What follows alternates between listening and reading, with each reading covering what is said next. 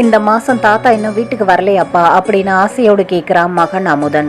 அப்பா கூப்பிட போகலனாலும் உங்க பெரியப்பா தாத்தாவை இங்க கொண்டு வந்து விற்று வரடா, நீ ஒன்னும் கவலைப்படாதா அப்படின்னு குதர்க்கமா பதில் சொன்னாள் என்னுடைய மனைவி.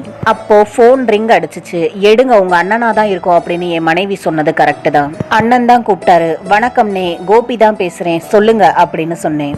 என்னடா அப்பாவை இன்னும் கூப்பிட்டுட்டு போகலையா அப்படின்னு அண்ணன் கேட்டாரு. அவரை சொல்லியும் குற்றம் இல்லை, ஏன்னா அண்ணி தொந்தரவு செஞ்சிருப்பாங்க. கொஞ்சம் வேலையா இருந்துச்சுனே, இன்னும் 1 மணி நேரத்துல வந்துடுறேன் அப்படின்னு சொல்லிட்டு போனை வச்சுட்டேன். அப்பாவை கூப்பிட்டுட்டு வர புறப்பட்டேன். புறப்படும் போது அப்பா எனக்கு ஒரு சந்தேகம் அப்படின்னு என் பையன் கேட்டான். என்னடா சந்தேகம்? தாத்தாவுக்கு நீ பெரியப்பான்னு 2 பிள்ளைங்க தாத்தாவை மாறி மாறி பாத்துக்கிறீங்களா? உனக்கு நான் ஒரே பிள்ளை தான். உனக்கு வயசாயிட்டா 1 மாசம் நான் பார்த்துப்பேன், அடுத்த மாசம் நீ எங்க போவ அப்படின்னு கேட்டான். அப்பதான் என்னை யாரோ பிடரியில ஓங்கி அரைஞ்சது போல உணர்ந்தேன். இந்த பையன் இந்த மாதிரி கேட்டதை பத்தி நீங்க என்ன நினைக்கிறீங்கன்னு கமெண்ட்ல சொல்லுங்க. மறக்காம இந்த குட்டி ஸ்டோரி பிடிச்சிருந்தா லைக் பண்ணுங்க.